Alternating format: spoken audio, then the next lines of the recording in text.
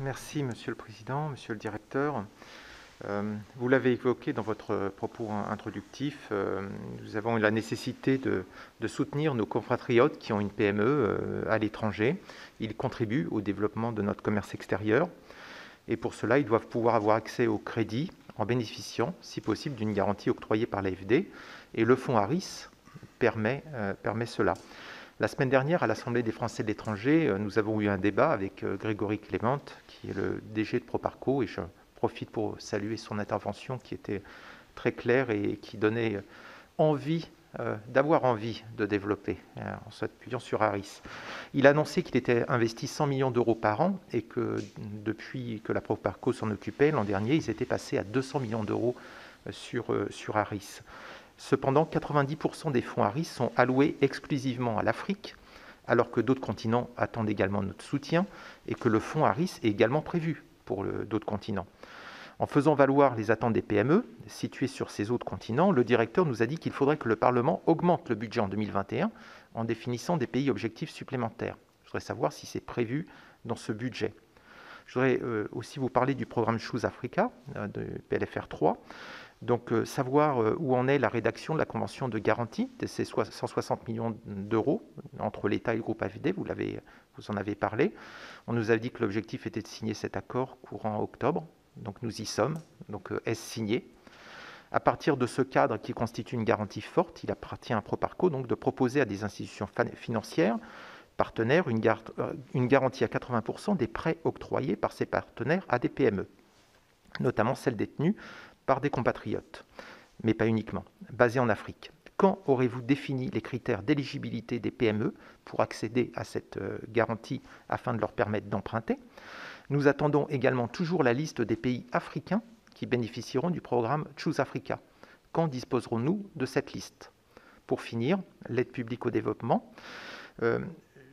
L'ambassadeur en Australie, notre nouvel ambassadeur en Australie, Jean-Pierre Thiébaut, nous a dit qu'il appelait à une réorientation de notre aide vers le Pacifique.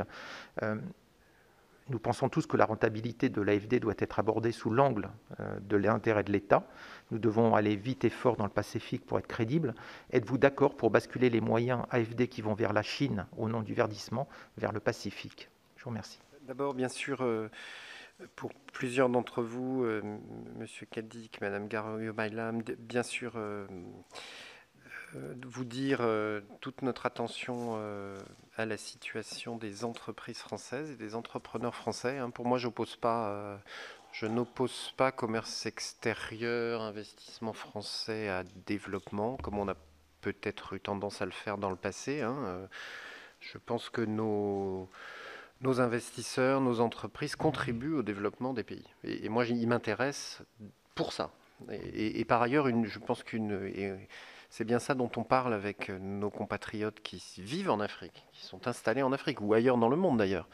Je pense qu'une des caractéristiques de notre pays, c'est cette relation dans la durée, une relation d'investissement, une relation qui permet de créer des emplois, plus que le simple commerce, je dirais. Et ça, évidemment, pour l'Agence française de développement, c'est intéressant. Et c'est par ailleurs, Macky Sall était là récemment, quand vous rencontrez un chef d'État africain, il vous demande des investissements français dans son pays, et de la présence française dans son pays, et des entreprises, et de la création d'emplois. Donc vraiment, je n'oppose pas ça du tout, évidemment, vu de l'AFD sans exclusive. C'est-à-dire, par exemple, j'en viens à ce dispositif qu'on va mettre en place. Il serait délicat, probablement, au Sénégal, de mettre en place un dispositif et des prêts qui ne seraient accessibles qu'aux Français. Donc il faut aussi que ce dispositif permette de traiter des demandes d'entrepreneurs sénégalais. Mais ça n'empêche pas qu'on peut... alors effectivement, vous avez raison, Monsieur Young, ça va passer par des établissements financiers. Alors il se trouve que Proparco connaît bien et depuis très longtemps, et peut-être c'est pour ça qu'on commence par l'Afrique, parce que c'est là où nous sommes depuis plus longtemps, toutes les institutions financières qui opèrent selon les différents pays. Donc on va essayer de chercher pays par pays, au moins un guichet bancaire vers lequel on pourra orienter nos compatriotes et d'autres clients de Proparco. Donc c'est ça qu'on est en train de mettre en place. Vous avez raison, l'étape essentielle, c'est la signature de la convention avec le ministère des Finances, Trésor et Budget sur les modalités, le taux de casse qu'on peut prendre, enfin, vous voyez, les grands paramètres qui vont nous permettre, évidemment, selon qu'on mobilise plus ou moins cette garantie, et ça a des conséquences budgétaires, d'aller chercher des entreprises plus ou moins risquées et petites. Moi, à titre personnel, je serais plutôt pour que on prenne du risque. C'est bien à ça que sert notre maison, mais bon, on a cette discussion que je comprends et respecte, mais on vous tiendra informé, je vais le dire à Grégory Clément immédiatement après cette audition.